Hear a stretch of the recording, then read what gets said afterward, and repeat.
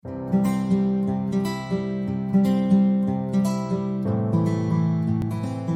es la experiencia que ha tenido Clínica Alemana de Santiago con respecto a los sistemas de información y cómo el COVID-19, al que llamamos el conversor análogo digital de la salud, ha cambiado muchas de las actividades que hacíamos de forma analógica?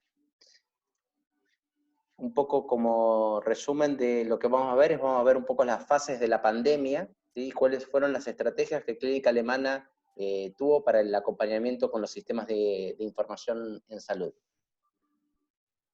Bien, la fase 1, digamos, comenzó en diciembre, ahí entre el 8 de diciembre, con el primer caso reportado, y duró hasta marzo del 2020 para Chile, ¿sí? La fase 1 es cuando no hay casos en Chile, solamente en el exterior, y todavía no teníamos ningún caso en Chile. El 4 de febrero fue como las primeras cosas que nos llegaron, ¿sí?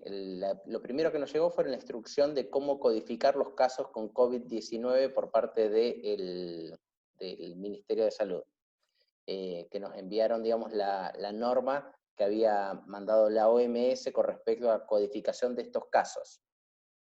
Lo que pedía, digamos, la OMS es que se utilice un código nuevo de la CIE-10, que en general no estaba en ningún sistema de información, y que había que crearlo, ¿sí? Que era el código U07.1, ¿sí? Y que ese diagnóstico había que ponerlo como diagnóstico principal. Esta fue nuestra primera aproximación entre los sistemas de información.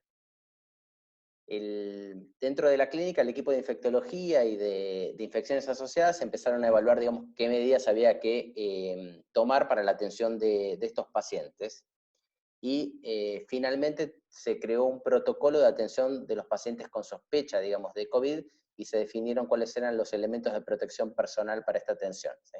Y también, digamos, cómo se alerta al staff clínico. En realidad nosotros tuvimos que alertar al staff clínico que esta era una condición de notificación obligatoria y que correspondía a todo lo que tiene que ver con las notificaciones obligatorias, que tienen un instrumento de documentación especial. Y este caso había que subir los casos a EpiVigila, que es el sistema de vigilancia epidemiológica del Ministerio. Así que dentro de los sistemas de información lo que hicimos era difundir esto con correo electrónico, tener nuestro gestor de documentales de protocolos y procedimientos con esta información. El 3 de marzo, todavía no había casos en Chile, seguíamos con la fase 1, pero creamos ahí una encuesta para pacientes ambulatorios con síntomas respiratorios. ¿Por qué? Porque empezaron a caer pacientes con síntomas respiratorios a la clínica y uno ya no sabía si eran sospechosos o no eran sospechosos, y el equipo, digamos, de infecciones dijo que había que, digamos, intentar aislar a los pacientes sospechosos o testearlos. Entonces, en ese contexto, lo que hicimos es creamos una encuesta en REDCap, esto es lo que hicimos desde los sistemas de información, con un tamizaje para los pacientes con sospecha. Quiere decir que llegaba un paciente con sospecha a la atención ambulatoria en la recepción, y la secretaria le pedía el correo electrónico. Escribía el correo electrónico del paciente y le mandaba una encuesta que el paciente tenía que contestar en su celular. El paciente contestaba la encuesta donde aparecía estas preguntas que están acá, y dependiendo, digamos, el resultado, que esto después, digamos, con el correr del tiempo, de los días, digamos, hemos visto cientos de miles de este tipo de encuestas, dependiendo, digamos, con el resultado, decía, ¿sí?, cuál era la acción que tenía que tener ese paciente con respecto a la clínica. Estos tamizajes se hicieron, esto es solamente para pacientes que venían con síntomas respiratorios o con fiebre a la consulta ambulatoria, ¿sí? Se hicieron 384 pacientes que fueron tamizados con este instrumento, 331 salieron no sospechosos y 53 pacientes resultaron sospechosos y se mandaron a urgencia para evaluación. De eso también se crearon diferentes guías. Inicialmente la urgencia subía a buscar a los pacientes.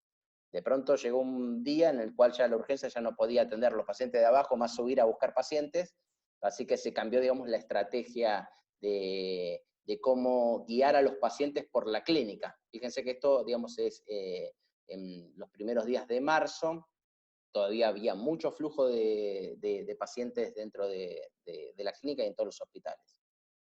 La fase 2 fue del 3 de marzo al 14 de marzo, ¿sí?, donde solamente había casos importados de viajeros. El primer caso fue el paciente de Talca, ¿sí? Y nosotros el 4 de marzo hacemos nuestro primer diagnóstico, ¿sí? Con el primer paciente. Ya teníamos montado todo el sistema de protección al personal, digamos, en la urgencia, y ahí el 4 de marzo, digamos, hacemos el primer diagnóstico.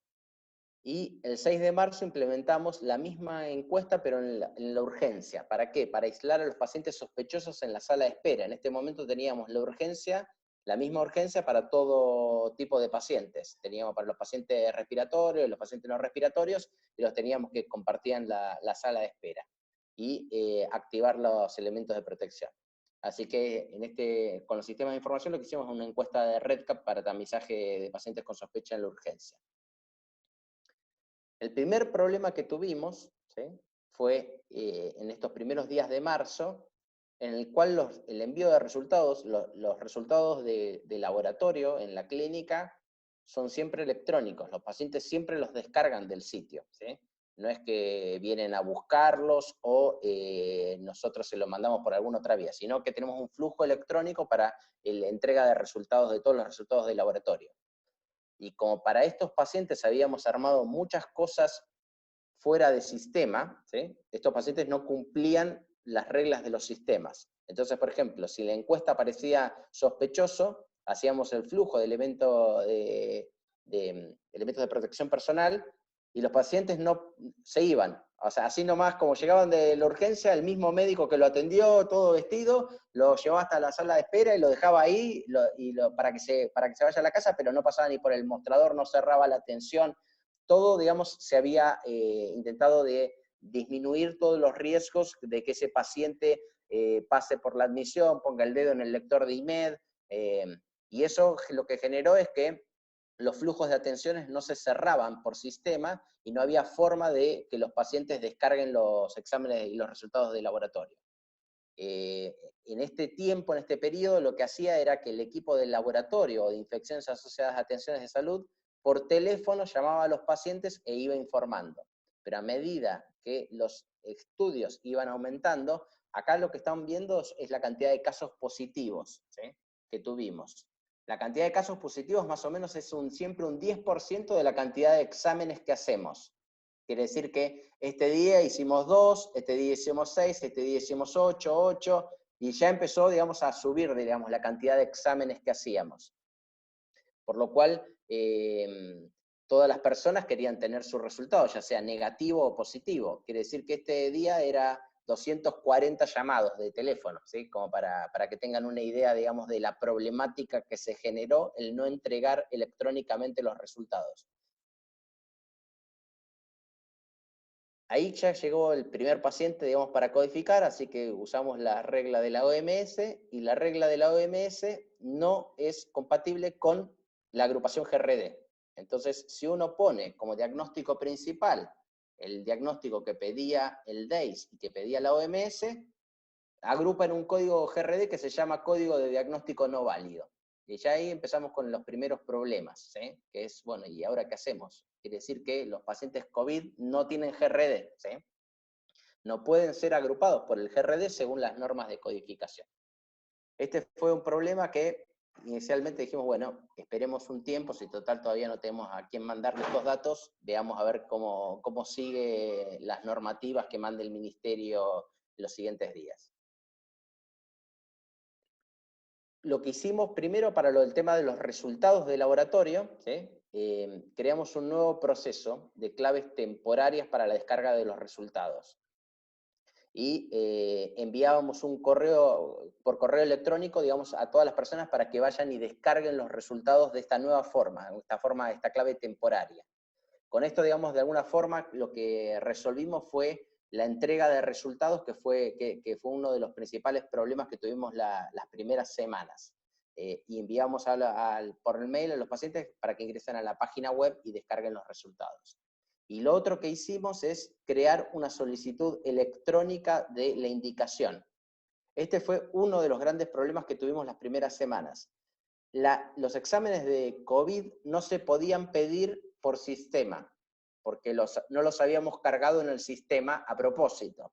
y había que pedirlos en papel, porque lo que se quería era que no se pida de forma ambulatoria, que únicamente esté restringido para que sea pedido por la urgencia, porque este examen, digamos, inicialmente dentro de lo que eran los protocolos del ministerio, era un examen que no era un examen ambulatorio, que alguien podía pedirlo para que el paciente vaya al laboratorio a hacerse el examen, sino que como hay riesgo de contagios, el paciente tenía que siempre ir a la urgencia. Así que los primeros días las órdenes de laboratorio iban en papel y después creamos, digamos, la solicitud electrónica. Y cambiamos también varios triggers de examen de laboratorio, es la creación de claves temporales, el envío por correo electrónico y la solicitud electrónica del examen. Esto es lo que hicimos como sistemas de información para la entrega de resultados. Para información al paciente también empezamos a tener conflictos, ¿no? ¿Qué hacemos con los que dan positivos y qué hacemos con los que dan negativos? ¿Sí? ¿Cuál es la instrucción a los pacientes? Y la información en realidad, al principio dijimos, bueno, vamos a crear en el informe del laboratorio, creemos en el informe del laboratorio las instrucciones. Creamos unas instrucciones el primer día, el segundo día ya había que cambiarlas. Al tercer día ya había que cambiarlas. Era imposible, digamos, mantener la dinámica de la información, porque todos los días había una nueva regla, una nueva cosa que había que poner, una nueva recomendación.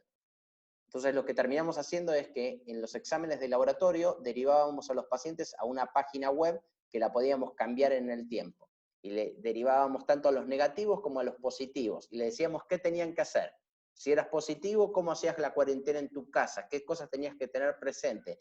¿Cuándo nos tenías que volver a llamar? Si, digamos, que extremen las medidas. Si eras negativo, le decíamos, digamos, que finalmente el examen había salido negativo, que tenía que esperar, digamos, el tiempo de evolución de la razón por la cual se había realizado el examen, igualmente que mantenga cuarentena, ¿sí? Porque sabíamos que había pacientes que podían ser negativos en un primer momento, pero que después, digamos, pasaban a ser positivos. Así que como sistema de información lo que hicimos es modificamos el informe del examen del laboratorio, derivábamos una página web y creábamos un sitio web con información con las pautas y las conductas que teníamos que seguir.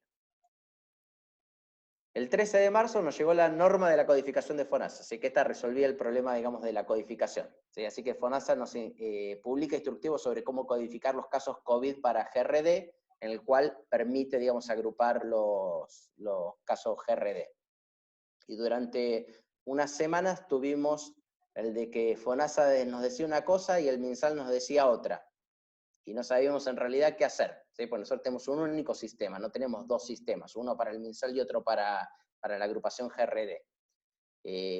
Nosotros seguimos la norma de FONASA porque era la que nos hacía más sentido de alguna forma, pero no podíamos notificar al MinSal, y sabíamos que nosotros a fin de mes siempre notificamos al DEIS los casos, sabíamos que si notificábamos sin cumplir la norma del DEIS, después nos los devuelven. Así que teníamos una dificultad no menor para el mes de marzo, ¿sí?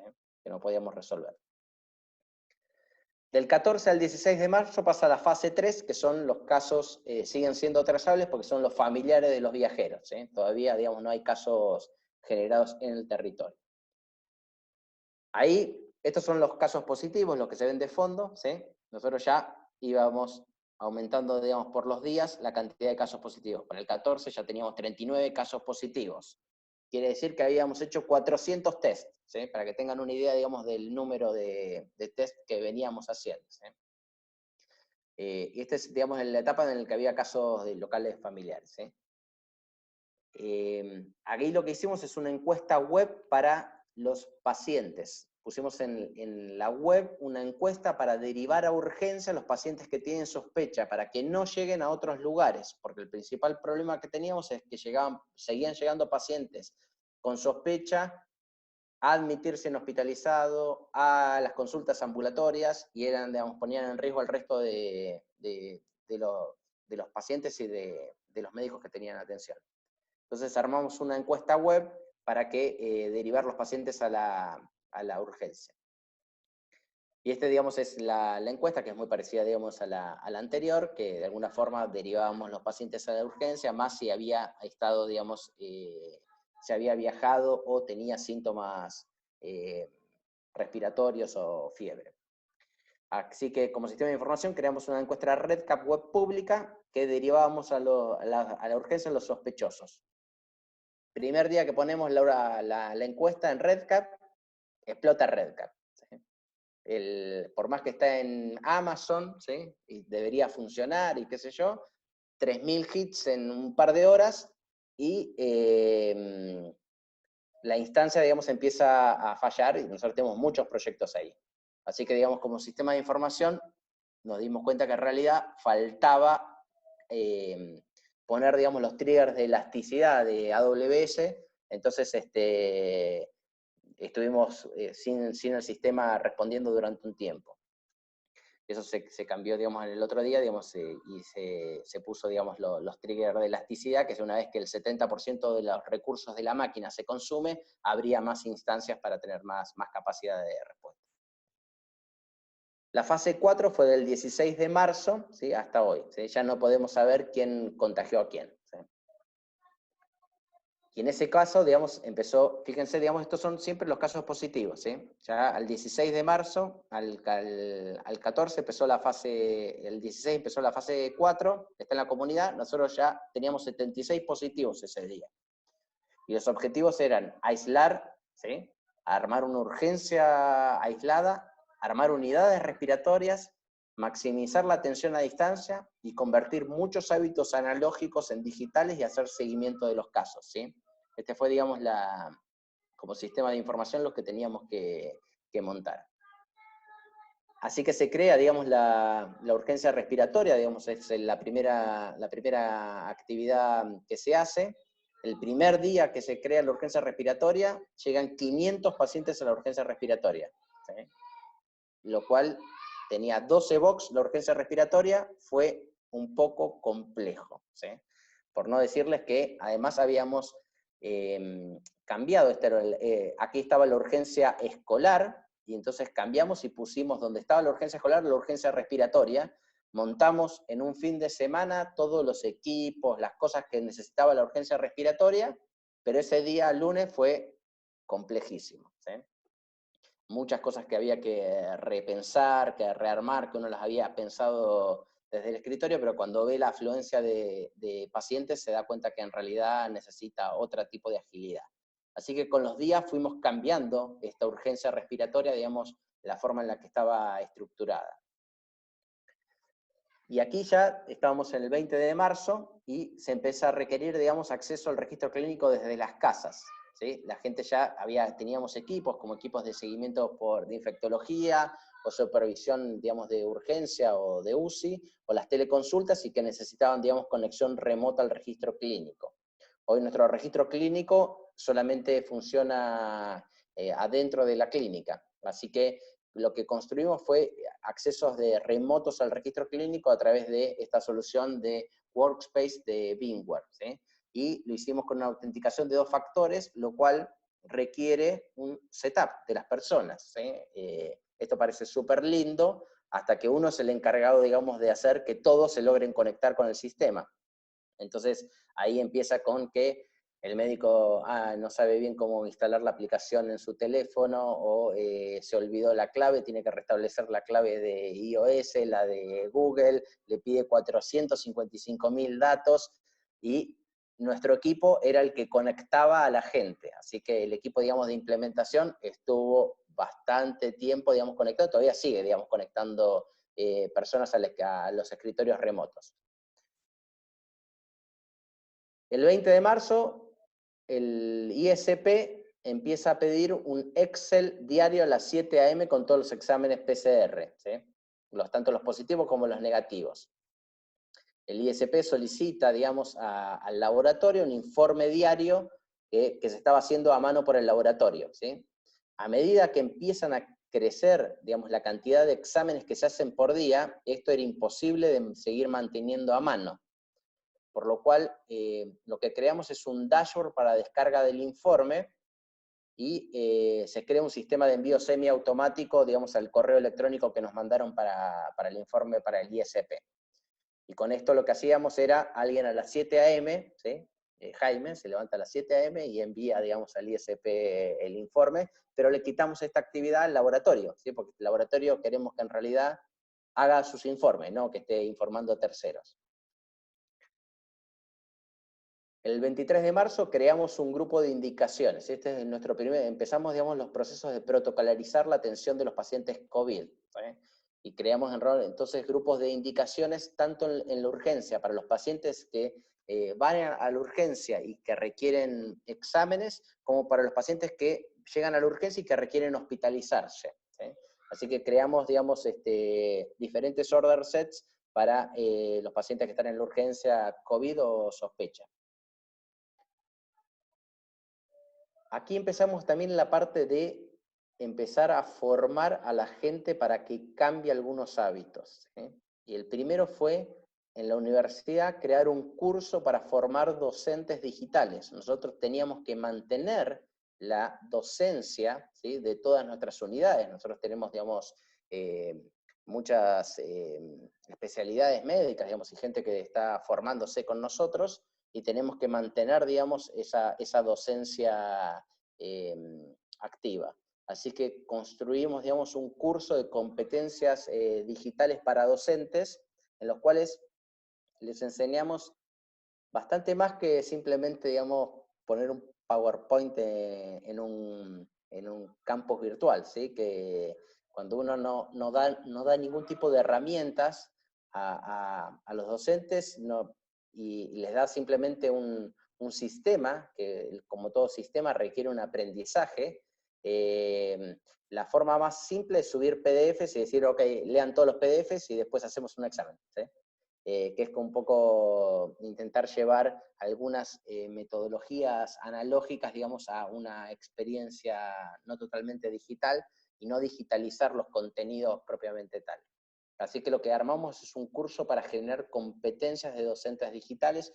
Este curso lo hicieron como 120 docentes. Pero también, digamos, internamente teníamos que cambiar muchas de las actividades internas de la clínica y de la comunicación, tanto entre los clínicos y con los pacientes. Así que el 25 de marzo creamos, digamos, también un curso de herramientas de comunicación y colaboración para llevar, digamos, de forma digital muchas cosas que hoy hacíamos de forma analógica. Y así, digamos, todas las reuniones clínicas se traspasaron a nuestra plataforma de videoconferencia, que usamos la plataforma de Microsoft Teams, y armamos, digamos, un curso en el que no solamente le enseñábamos a cómo usar Teams de forma correcta, sino cómo hacer colaboración y gestión de equipos para cuidado de pacientes con estas herramientas. Estas herramientas son muy potentes si uno se da el tiempo de enseñarlas. Si uno le deja, digamos, estas herramientas a los usuarios para que ellos mismos las descubran, nunca va a sacar, digamos, el provecho de las herramientas. Las herramientas no son fáciles de usar, o por lo menos las herramientas estas que estamos utilizando, ¿sí? que es para trabajar con documentos en línea, para poder tener tu propio repositorio, digamos, de videos, para compartir información, para organizar trabajos, para compartir, por ejemplo, tipos de casos que tenés que ver con pacientes. Así que armamos un curso en el que presentábamos muchas herramientas. Aguárdenme un segundito, que yo sé que están escuchando un ruido de fondo.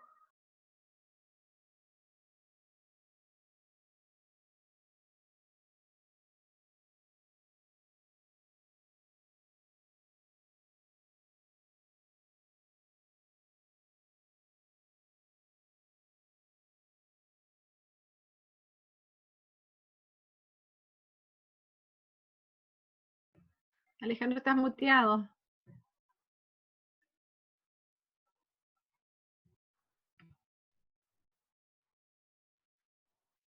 Estás muteado, Alejandro. Libera tu micrófono.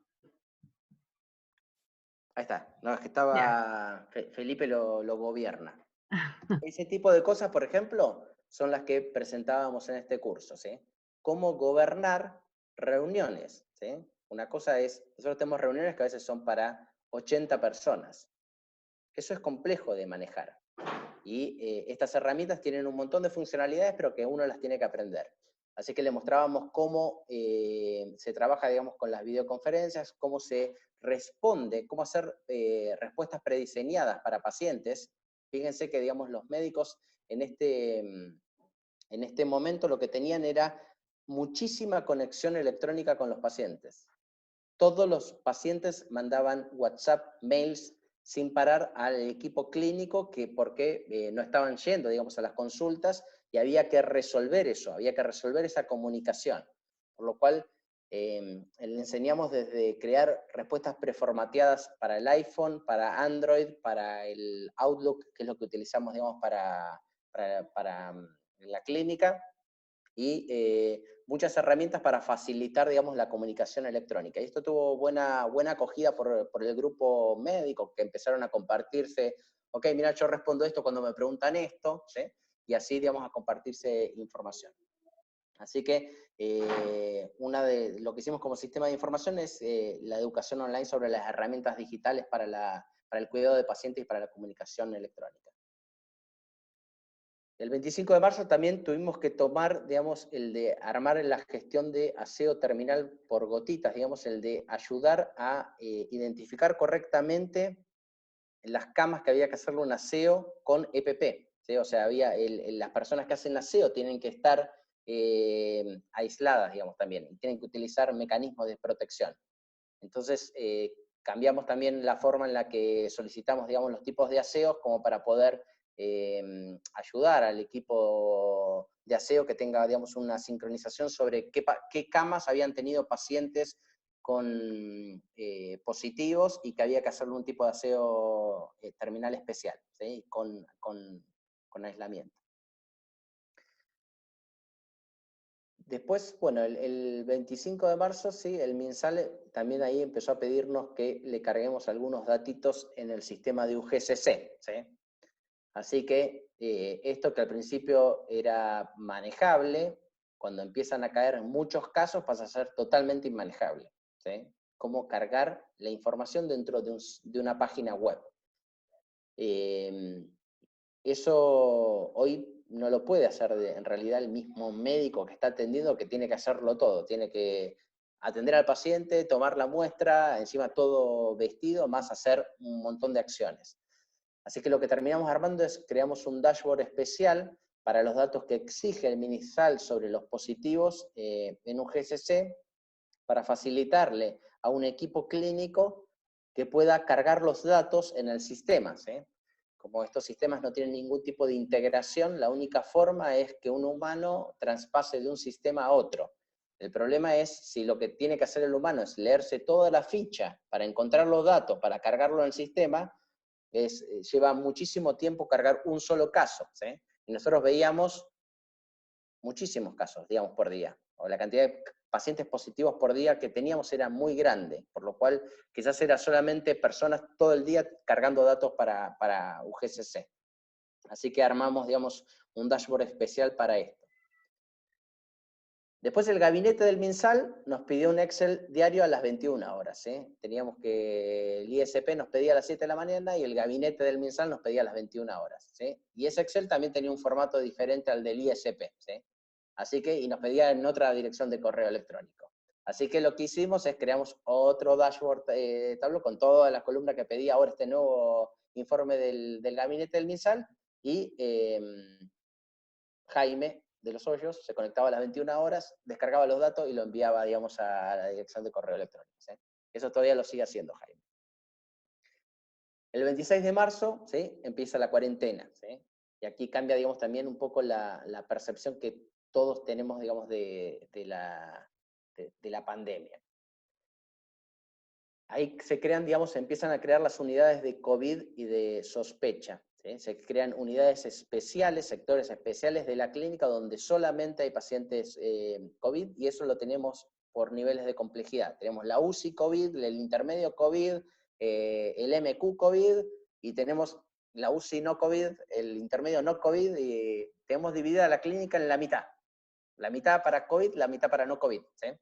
Para poder manejar eso. Tenemos los pabellones para COVID y los pabellones para no COVID, ¿sí? Y cada una de las cosas se fueron como especializando. Y uno de los principales desafíos acá era poder identificar los pacientes que tienen lo que se llama un COVID clínico. Quiere decir que tienen una alta sospecha de que son COVID, uno le hace la PCR y la PCR te da negativa, pero vos decís, este tipo tiene COVID, ¿sí? Todavía da la PCR da negativa, pero este paciente tiene COVID, ¿sí? Entonces, esos pacientes son pacientes que si uno maneja, digamos, los datos del laboratorio, positivo y negativo, no te sirven, y tienes que marcarlos de alguna manera. Entonces, en ese contexto creamos, digamos, esto que se llama la cohorte en la historia clínica electrónica para identificar los pacientes con COVID clínico, ¿sí? Que son sospecha, pero con examen negativo. Y también se creó un dashboard para la gestión de camas, porque esto es muy complejo de manejar, que son todos los traslados. Cuando el paciente, por ejemplo, pasa a ser ya no sospechoso, hay que trasladarlo de la unidad sospechosa, de donde están los pacientes COVID positivos, a la de COVID negativos, ¿sí? Así que creamos, digamos, como sistema de información, creamos una cohorte, que es una forma, digamos, de marcar pacientes que tenemos en la ficha clínica, ¿sí? Donde se podían marcar a los pacientes, y creamos un dashboard de gestión de las camas, ¿sí? Y de poder manejar todo el estado de camas y todos los tipos de pacientes que tenemos, cuáles son positivos, cuáles son sospechas, cuáles son pacientes que tienen COVID clínico, COVID confirmado por laboratorio, y todos los tipos de estados que uno puede pensar con respecto a esto, ¿sí? Cuáles son las camas que requieren aseo terminal, cómo coordinar, digamos, esos aseos, y poder facilitar también el traslado de pacientes y la identificación de la mejor cama para los pacientes que están llegando, ¿sí? Eso no es tan sencillo hacerlo cuando uno tiene solamente Excel para manejarse o tiene, digamos, información que está en papel. Porque además esto está conectado directamente con el sistema de laboratorio, con el sistema de ficha clínica. Estos son dashboards que funcionan en línea, ¿sí? Así que están, digamos, actualizados, uno sabe perfectamente, y hay gente que parte, digamos, del equipo de gestión de camas que utiliza estos dashboards para toda la gestión de traslados y de cambios de habitaciones de pacientes. Y el 27 creamos también un sistema de seguimiento a los pacientes positivos, ¿sí? Este era otro de los desafíos que estaba sobre la mesa, que era cómo seguir a los pacientes positivos. Y para eso armamos, digamos, un REDCap, ¿sí? de seguimiento.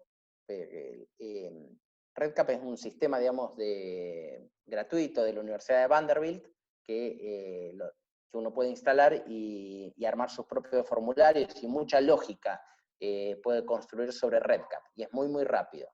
Entonces, con esto armamos todo un sistema donde los pacientes, cuando llegan a la urgencia respiratoria, se incorporan dentro de este registro, ellos mismos. Hay un código QR, escanean un código QR, completan un formulario y nos entregan información que si no es difícil después de recabar. Como por ejemplo, si tenemos que darte una licencia médica, ¿en qué dirección vas a hacer la licencia médica? ¿Sí? Son cosas que son difíciles. Después uno tiene que conversar con las personas si quiere darle la licencia, ¿sí? Las licencias, dependiendo en qué lugar la quieras hacer, varían, digamos, los modelos de cómo se gestionan. Entonces, lo que tenemos es que los pacientes se incorporan en el sistema, después hay un equipo que revisa los resultados positivos, pone los resultados positivos, si hay que emitir las licencias, manda un equipo que emite licencias, si hay que darle seguimiento a esos pacientes, digamos, lo que se hace es se llama al paciente, se le explica que va a entrar en un sistema de seguimiento, y a los pacientes empiezan a recibir una encuesta todos los días, ¿sí? De cómo está el estado de salud de cada uno de ellos. Y dependiendo de lo que responden, hay alertas que avisan al equipo de seguimiento. Entonces, si un paciente, por ejemplo, vino a la urgencia respiratoria, le hicimos un test de PCR, salió positivo a las 24 horas que nosotros tenemos el resultado del laboratorio, ¿sí? Él se siente bien, pero está, digamos, en la casa, y está bien el primero, el segundo, el tercero, el cuarto, el quinto día, y el quinto día, digamos, pasa algo que se está estudiando bastante con estos pacientes, que hay algunos que empeoran mucho, ¿sí? Y empiezan a tener un par de síntomas que son evidentes, si uno se los pregunta al paciente, pero no todos los pacientes dicen, tengo un síntoma evidente, ¿sí? Entonces, lo que montamos es este sistema, digamos, que va mandándole diariamente una encuesta, y dependiendo de lo que respondan, hay un equipo que vuelve a llamar. Y con esto recuperamos a varios pacientes que los terminamos derivando de vuelta, digamos, a la urgencia respiratoria, y muchos quedan hospitalizados, ¿sí? Previo a empezar, digamos, un cuadro respiratorio más grave. Así que, digamos, el seguimiento a pacientes positivos funciona, sirve, ¿sí? Si uno lo logra montar y logra de verdad encontrar a aquellos pacientes, que es un grupo menor, digamos, es un 20% de los pacientes que tiene, digamos, una complicación, ¿sí? Que no está desarrollando la enfermedad con curación sin complicaciones. El 27 de marzo, Presidencia ahora nos pidió un Excel, ¿sí? Porque el ISP nos pidió un Excel, después nos pidió el Gabinete del MinSal, y Presidencia, ¿sí? Nos pide un Excel, que también es diferente al resto de los otros dos. Así que a las 9 de la noche, un nuevo Excel que hay que mandarle, y ahora cifrado con una contraseña genérica, ¿sí? Nuevamente, digamos, todas estas cosas generan una gran dificultad. Nosotros lo que armamos fue un dashboard con un tableau, pero este Excel requería un montón de datos que el laboratorio tenía que registrar a mano, como insumos que estaban disponibles, la cantidad de test pendientes y muchas cosas. ¿Sí? Nos pidieron que lo mandemos a otro correo electrónico, así que se lo mandamos a otro correo electrónico, y Jaime mandaba 3 Excel por día, ¿sí? Así que recuperaba toda la información y mandaba 3 Excel por día. El 27 también empezamos la protocolarización, digamos, de los pacientes postambulatorios, los que van a ir a seguimiento, ¿sí? Entonces creamos esto que se llaman grupos de indicaciones. Un grupo de indicaciones básicamente es un conjunto de indicaciones que se pueden hacer todas con un clic, hacer un montón de indicaciones, desde cuáles son las conductas que tiene que seguir el paciente, de cuáles son los medicamentos que tiene que tomar, en qué dosis y demás. Así que ahí protocolarizamos finalmente lo que tiene que ver con las conductas de seguimiento de pacientes y de indicaciones. Esto lo que busca es facilitar la atención de estos pacientes, ¿sí? Si uno tiene que hacer estas indicaciones una por una, en general, digamos, la atención demanda mucho tiempo. Así que tener todo prearmado es gran parte, digamos, del éxito de poder atender más pacientes en menos tiempo. Y el 28 comenzamos, digamos, el proyecto de tener el sistema de teleconsultas. Nosotros hemos tenido varios pilotos, digamos, de proyectos para armar teleconsultas, pero nunca habíamos finalizado con un producto totalmente terminado. Así que en ese contexto buscamos empresas externas que pudiéramos utilizar su sistema de teleconsultas, y eso no es simplemente, digamos, coordinarse, de elegir una empresa externa y ya está, ¿sí? Para que eso funcione, uno tiene que cargar los profesionales dentro de otro sistema, tiene que enseñarle a mucha gente a usar otro sistema, y coordinarse para que además utilicen la ficha clínica y el sistema, ¿sí? Por lo cual armamos, como todo, para todo podemos resolverlo con un REDCap, ¿sí? Un REDCap para gobernar los procesos de incorporación de profesionales dentro del sistema de teleconsultas, ¿sí? Desde cuál es la firma, cómo va a aparecer en la receta, desde todos los tipos de capacitaciones, de qué tipo de equipos tiene en su casa, ¿sí? Si es usuario de Mac, si es usuario de Windows, cuántos dispositivos tiene, cómo tiene que ambientar el lugar donde va a hacer las consultas y demás. Así que armamos, digamos, y parametrizamos la plataforma de teleconsultas también. Para esto creamos un curso virtual, ¿sí? Los profesionales que quieren hacer teleconsultas tienen que hacer un curso virtual que le enseña cómo usar el sistema, ¿sí?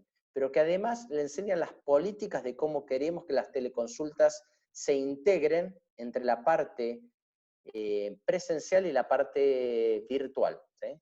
Entonces tenemos políticas de acceso remoto al registro clínico electrónico y políticas de ejercicios de la teleconsulta. Entonces, como los PDF son difíciles, digamos, ¿no? Para que la gente los lea, hicimos un examen muy difícil. Así que si no te aprendes los PDFs casi de memoria, no apruebas el examen, y si no apruebas el examen, no pasas a teleconsulta. Entonces lo que tenemos es un curso, ¿sí?, con varios videos, con las políticas, que las políticas hay que leerlas, las políticas están escritas, y un examen que tienes que aprobar para poder hacer las teleconsultas. Y aquí pasamos todos los tips habidos y por haber, que están escritos en 455.000 lugares, y cada día aparece un nuevo asociación con recomendaciones sobre cómo hacer esto, ¿sí?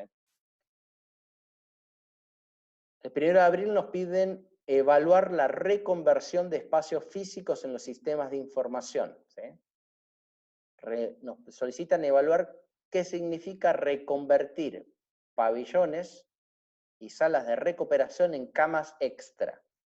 Todo software, todo sistema tiene un montón de reglas, por lo cual los pabellones tienen reglas de pabellón, no tienen reglas de cama. A un pabellón yo no puedo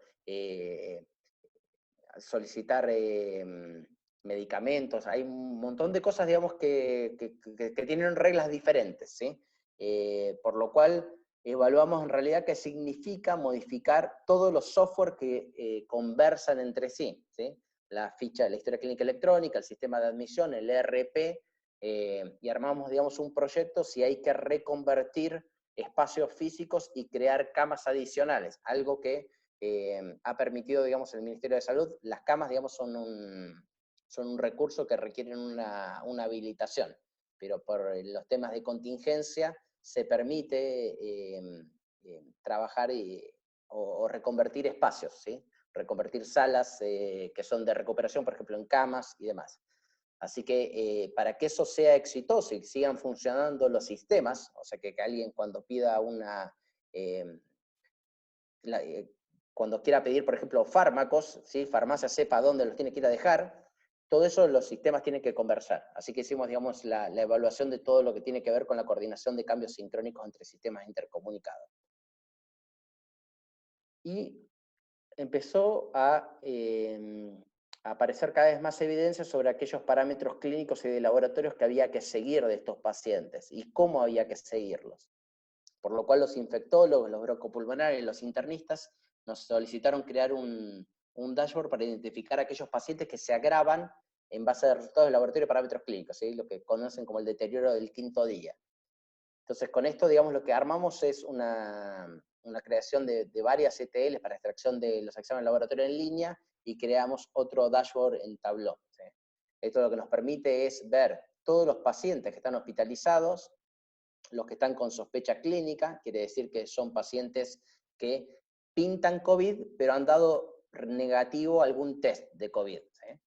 Los PCR positivos, ¿sí?, los que ya sabemos que son positivos, y los que están en sospecha, los que tienen pedido un PCR pero que todavía no tienen un resultado, y van a entrar en alguna de las dos categorías, o van a quedar en los negativos que se descartan, ¿sí? Para cada uno de esos pacientes, digamos, uno puede ver en realidad una evolución de los parámetros de laboratorio y los parámetros clínicos de FiO2, la presión arterial, digamos, la saturación de oxígeno, la temperatura, y esto permite de alguna forma tener una visión más fácil, ¿sí?, por más que suene complicado y que tiene muchos numeritos, digamos, y no es fácil de revisar, pero esto es más fácil de revisar que ver un montón de PDFs de exámenes de laboratorio. Créanme que, digamos, hasta antes de esto, la forma de trabajar y de ver esto era ver los exámenes de laboratorio por un lado, ver la evolución de los parámetros clínicos, ver la sábana, ver todo, digamos, esos datos para hacerse una idea de qué paciente requiere un tratamiento diferente. Básicamente tiene que ver con estos tipos de tratamiento, algunos son más experimentales que otros, digamos, o ahí tienen poca evidencia, pero hay que tomar decisiones con respecto a tratamiento, y este es uno de los instrumentos para ayudar a pensar cambios de tratamiento o de terapia. El 3 de abril hicimos una capacitación en médicos en la lógica de GRD y los requisitos de registro, ¿sí? ¿Por qué? Porque estos casos, digamos, se requieren, digamos, codificar con GRD, y de haber pacientes, digamos, del sector público que lleguen a la clínica, van a ser pagados por GRD, por lo cual necesitamos en realidad una correcta documentación de los casos, porque hay cosas que parecen que nunca se dan en la parte clínica, pero se terminan dando, ¿sí? Muchas veces hay pacientes que, por ejemplo, entran a ventilación. El médico habla muchísimo sobre el tratamiento que le dio, pero nunca dijo cuál fue el diagnóstico por el que llegó al tratamiento, así que tenía una insuficiencia respiratoria. Y eso, digamos, en términos, digamos, de codificación, el codificador dice, ok, llegó el respirador, yo puedo poner el respirador, pero no puedo poner el diagnóstico de que tuvo una insuficiencia respiratoria aguda. Entonces, aquellas cosas que el equipo de codificación puede hacer son únicamente aquellas que están ingresadas y registradas en la ficha clínica, por lo cual esto requiere educación y capacitación a los profesionales con respecto a omisiones de registro. Esto para que tengan una idea, digamos, de cómo funcionan los GRD. Básicamente uno agrega todos los diagnósticos del paciente, ¿sí? Con la CIE, todos los procedimientos del paciente, y el sistema tiene un algoritmo que lo agrupa en uno de estos grupos GRD. ¿Sí? Estos se llaman grupos GRD. Entonces, los pacientes que tienen COVID entran en general en estos grupos que están acá, ¿sí? Que son los grupos que se llaman de neumonía simple y tos ferina, ¿sí? Y hay 3 grados de estos grupos. Está la básica, está la que con complicaciones o la intermedia y con complicaciones mayores. Esto es complicaciones mayores o con complicaciones. ¿Qué sería esto? Por ejemplo, un paciente que entró y tuvo una neumonía, pero además era diabético, puede ser que salta por ser diabético a este otro grupo, ¿sí? Y aquellos pacientes, por ejemplo, que además de tener la neumonía con COVID, tenían cáncer, pasan a este grupo, ¿sí? Que son pacientes que tienen una neumonía simple, pero que tenían, digamos, una complicación mayor, como ser, por ejemplo, una enfermedad oncológica o un antecedente de una inmunodeficiencia. Dependiendo en el grupo en el que cada uno de los pacientes se agrupe, tienen esto que se llama un peso, que es como el gasto de recursos que hacen del sistema, ¿sí? Y para cada esto hay un precio base, ¿sí? Y el precio final de pago es este peso por el precio base, ¿sí? Esto es lo que termina recibiendo el hospital o la clínica con respecto a cada uno de estos pacientes. La mayoría de los pacientes, o sea, el 20% de los pacientes se hospitaliza y no requiere, digamos, básicamente un soporte en una cama simple. Y hay un porcentaje de pacientes, que es un 5%, un 3, un 5%, digamos, que se complica y requiere, digamos, una hospitalización en UCI, lo que escuchan ustedes en todos los medios, ¿sí? Y esos pacientes pueden ir a ventilación mecánica invasiva, ¿sí?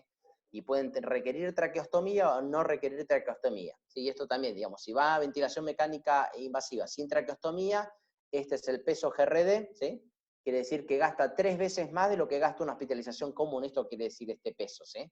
Y tiene otro precio base, este es el precio final, y también puede saltar de grupos si, además de tener esto, tenía diabetes, entonces entra en este, porque es el que ya tenía alguna complicación, o si además tenía un paciente que tenía alguna inmunodeficiencia, salta a este otro grupo, ¿sí? Entonces, es importante que los equipos clínicos entiendan de la importancia de la documentación completa de todos los episodios y cosas que por más que les parezca que si ya llegó al respirador es obvio que tiene una insuficiencia respiratoria, eso no es obvio para los sistemas de codificación y de ahí que escribir.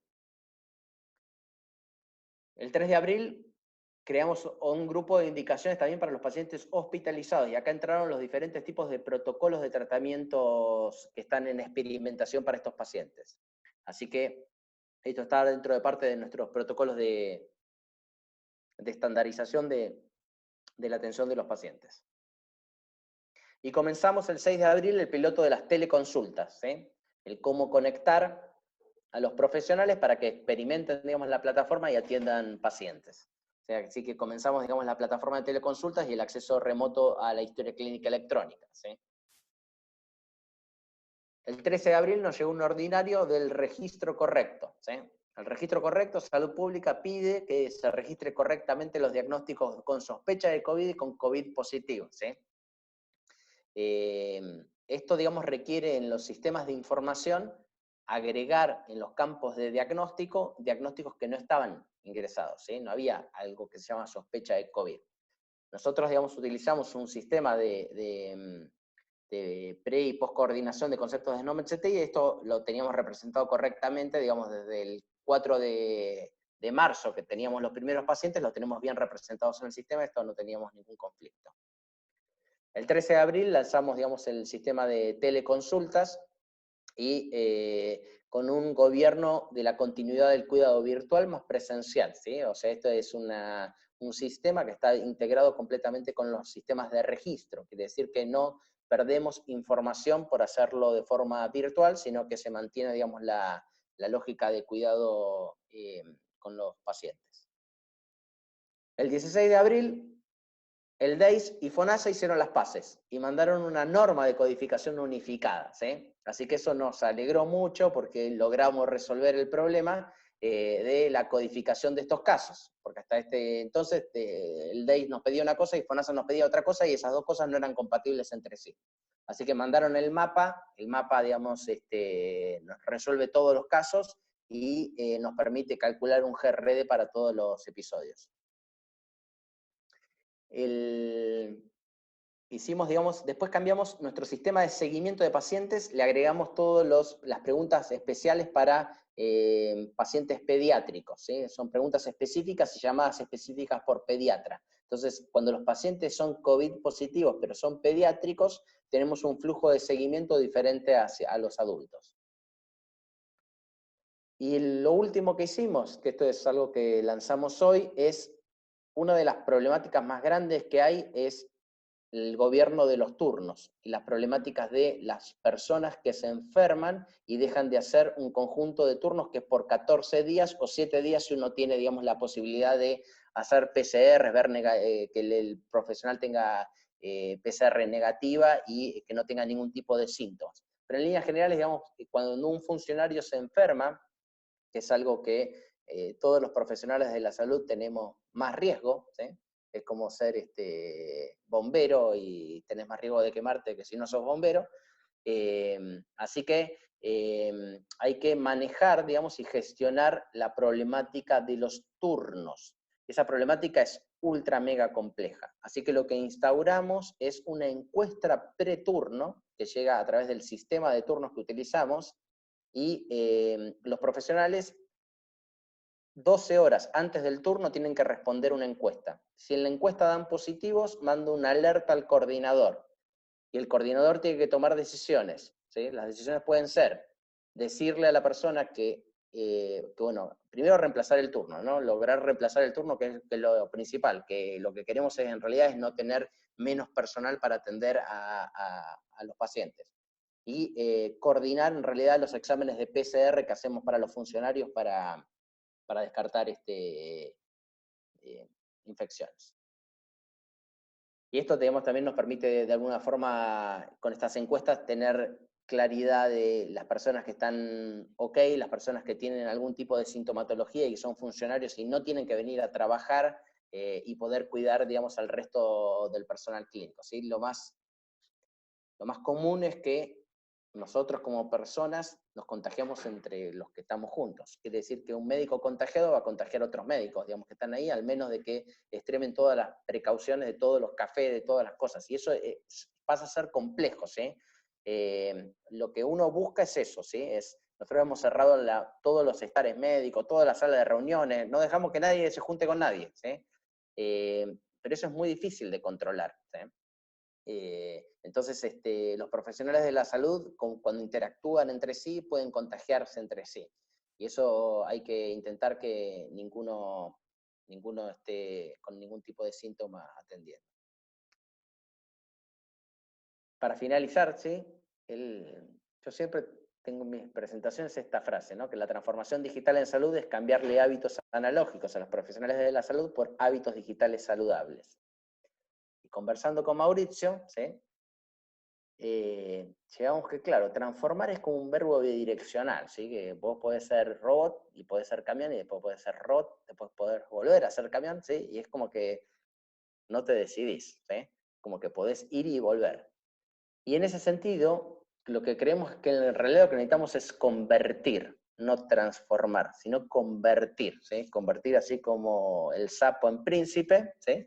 Lo que necesitamos es una conversión digital, ¿sí? Que esta conversión digital en salud es cambiarles hábitos analógicos a los profesionales de la salud por hábitos digitales saludables que persisten en el tiempo, ¿sí? Y no es que van y vuelven. Y el foco siempre en este tipo de conversiones o en este tipo de cambios de hábitos no está en el desarrollo de tecnologías, ¿sí? Por más que en general las empresas tecnológicas son las que hablan de transformación digital, no está ahí, no está ahí. No, ese no es el foco.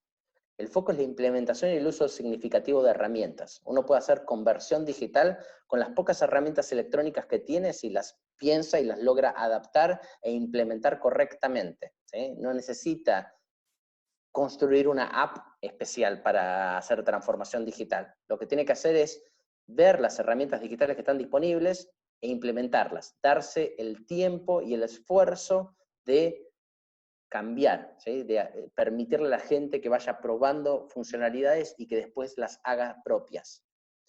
En un mes y medio, los médicos que antes tenían reparos, ¿sí?, para la teleconsulta, ahora llaman todos los días para ser activados en el sistema de teleconsultas, ¿sí? Hay una transformación o una conversión, todavía no me queda muy claro, ¿sí? Sería una conversión si finalmente, cuando pase toda esta etapa, digan, che, yo quiero seguir haciendo teleconsultas, le encontré el sentido a esto, ¿sí? Entendí que tiene sus diferencias, pero que permite una acción de salud con mis pacientes. La organización también tenía reparos con respecto al acceso remoto, ¿sí? Y ahora nos solicita conectar a todos los profesionales, por favor, ¿cómo podemos hacerlo? ¿Sí? Entonces, también, digamos, la organización cambió, ¿sí? Cambió su visión, ¿no? El de que, no, lo seguro es ponerlo en el data center de acá y no dejar que nadie entre, ¿sí? En realidad, digamos, uno ahí se da cuenta que en realidad tiene que tener mucha seguridad, pero permitiendo, digamos, las acciones extramuros. Las reuniones que antes solo se hacían presenciales, ¿sí?, ahora todas se hacen online y son habituales, digamos, ¿sí? Hoy te citan a reuniones por Zoom, por Teams o por Hangouts o por cualquier sistema de videoconferencia de forma bastante habitual. Así que esto creo que es algo que por lo menos ya cambió el switch de mucha gente. Hay gente que alguna vez se ha conectado a una videoconferencia, pero que no, que lo tenía como una práctica diaria, como que lo normal es, che, hagamos una videoconferencia, ahorrémonos ese tiempo de traslado entre vos y yo, ¿sí? Y la educación también creo que está teniendo un giro importante, que es la educación en general siempre fue sincrónica, ¿sí? Y ahora hay un giro un poco más asincrónico, ¿sí? Y eso lo permiten ciertas herramientas digitales con este giro. Así que yo quiero agradecer a todo el equipo de informática biomédica, somos muchos, ¿sí? Como ven, este es el departamento de informática biomédica, nosotros tenemos una bidependencia de la gerencia de tecnologías y la subdirección médica, estamos divididos en 4 grandes áreas. El área de codificación clínica, que es lo que ven lo de GRD, con los que sufren con los cambios de normas y con cosas que no pueden manejar. El equipo de proyectos, que es el servicio de informática clínica. El equipo de implementación y operación de los registros clínicos electrónicos, que es nuestro brazo armado, es el que está en el día a día, el que conecta a la gente, el de que ve todos los problemas, el que ve todas las incidencias, el que intenta ayudar a cada uno a adoptar las herramientas tecnológicas, y el equipo de inteligencia artificial en medicina, ¿sí?, que es el que nos provee la información y nos ayuda con todas las partes que son difíciles. Todo lo que no podemos resolver del otro lado, siempre llegamos a Mario Barbé, que es el jefe, digamos, de la unidad de inteligencia artificial, para pedirle, por ejemplo, Mario, necesitamos que los exámenes de laboratorio y los parámetros clínicos estén en un dashboard de Tableau mañana, ¿sí? Y Mario tiene que resolverlo, ¿sí? Eso significa lograr tener la conexión con la base de datos, y sincronizar los datos, manejar mucha parte tecnológica. Así que esa era un poco la presentación que tenía. Muchas gracias por el espacio para conversar de estos temas, y no sé si tenemos algún tiempo como para alguna pregunta, si hay algo en el chat. Muchas gracias, Alejandro, por tu excelente presentación. Me da una sana envidia ver este tremendo grupo de personas que tienes trabajando. Yo creo que Felipe está igualmente mirando esta diapositiva en particular. Nosotros somos bastante menos, pero igual le ponemos toda la energía y queremos también hacer algo con telemedicina y aportar también a nuestra comunidad. No alcancé a presentarte, Alejandro, pero tú eres bastante conocido en el ámbito nacional. Sin embargo, me gustaría decir para quienes de la audiencia, de las 70 personas que estamos conectadas en tiempo real, él es jefe del Departamento de Informática Biomédica de la Clínica Alemana de Santiago y miembro de la mesa directiva del Centro de Informática Biomédica del Instituto de Ciencias e Innovación en Medicina de la Universidad del Desarrollo.